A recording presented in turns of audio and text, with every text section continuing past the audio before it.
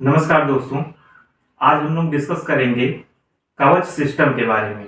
तो इंडिया ने इंडिजीनियसली एक ऐसा कवच सिस्टम डेवलप किया है जिसके चलते अब भारत की दो ट्रेनें आपस में नहीं टकराएंगी। जी हाँ, इस बार के बजट में भी ये बात मेंशन की गई थी कि इस वर्ष यानी 2022-23 में 2000 किलोमीटर के रेलवे ट्रैकों को इस सिस्टम के अंदर कवर किया जाएगा और आने वाले फाइनेंशियल ईयर्स में हर वर्ष 4000 से 5000 किलोमीटर के रेलवे ट्रैकों को इस सिस्टम के अंदर कवर किया जाएगा। इस सिस्टम को बनाने का प्रयास 2012 से ही चल रहा था। हालांकि तब हम इसको ट्रेन कोलिजन अवॉइडेंस सिस्टम के नाम से जानते थे। अब जब ये सिस्टम बनके प्रिपेयर हो गया है तो हम इसका नामकरण कर दिए हैं और इसका नाम कवच सिस्टम हो गया है, जिसका मतलब आर्मर भी होता है।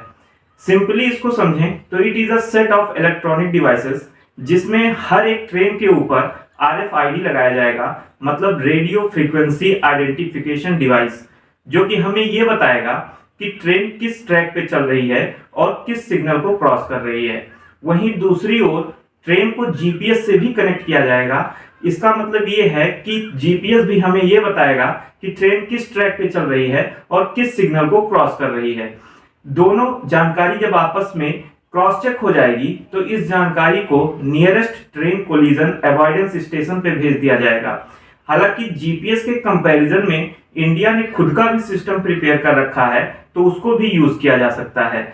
जब दोनों जानकारियां ट्रेन कोलिजन अवॉइडेंस स्टेशन पे भेज दी जाएंगी, उस स्टेशन के पास ऐसे ही हर एक ट्रेन की जानकारी होगी। जब उस स्टेशन को ये पता चलेगा कि दो ट्रेनें आपस में एक ही ट्रैक पर आमने सामने आ रही हैं या फिर कोई भी ट्रेन रेड सिग्नल को क्रॉस करके आगे बढ़ गई है, तो कवच सिस्टम एक्टिवेट हो जाएगा और वो ट्रेन ऑटोमेटिक रुक जाएगी। इस तरीके से ये सिस्टम काम करेगा। अब हम लोग देखते हैं कि इसकी लागत कितनी आती है।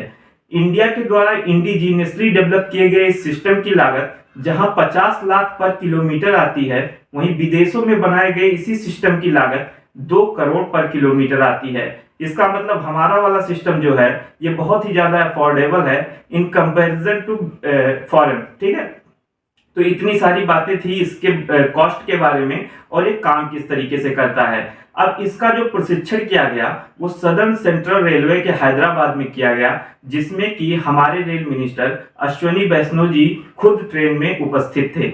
जी हाँ, एक ओर से आ रहे लोकोमोटिव इंजन में रेल मिनिस्टर अश्विनी वैष्णव जी, रेलवे बोर्ड के चेयरमैन BK त्रिपाठी जी व रेल के कुछ अन्य कर्मचारी बैठे हुए थे। वहीं दूसरी ओर से आ रहे लोकोमोटिव इंजन में रेल के कुछ अन्य कर्मचारी बैठे हुए थे। दोनों ट्रेनें आमने सामने एक ही ट्रैक पर आ रही थी। तभी एक निश्चित दूरी पर अलर्ट होता है और कवच सिस्टम एक्टिवेट होने के बाद दोनों ट्रेनें आमने सामने आने के बावजूद भी एक निश्चित दूरी पर रुक जाती हैं। इन दोनों ट्रेनों के बीच की दूरी 200 मीटर के आसपास थी। इस तरीके से कवच सिस्टम एक्टिवेट होकर इन दोनों ट्रेनों को रोक देता है और इस सिस्टम का सफल प्रशिक्षण होता है। दोस्तों, ठंड के मौसम में जब कोहरा बहुत ज्यादा होता है और ड्राइवर्स को सिग्नल रिकॉग्नाइज करने में दिक्कत होती है कि सिग्नल कौन सा है, रेड, येलो या ग्रीन है, उस टाइम पे भी ये सिस्टम काम करेगा और रेड सिग्नल क्रॉस करने पर ट्रेन को रोक देगा। इस तरीके से ये तमाम इसकी विशेषताएं हैं। सबसे बड़ी बात यह है दोस्तों कि ये सिस्टम बहुत ही ज्यादा रिलायबल है, क्योंकि हमारे मिनिस्टर खुद इस सिस्टम के प्रशिक्षण में ट्रेन में बैठकर पार्टिसिपेट किए। और दूसरी बात, ये बहुत ही अफोर्डेबल है in comparison to foreign system. तो इस तरीके से आने वाले टाइम पे इंडिया इसको एक्सपोर्ट भी कर सकता है और हमें बहुत ही गर्व होना चाहिए कि हमारे पास आज ऐसा सिस्टम है जिसके चलते भारत की दो ट्रेनें अब आपस में नहीं टकराएंगी। आई होप आपको ये सारी बातें समझ में आई होंगी। जय हिंद, जय भारत।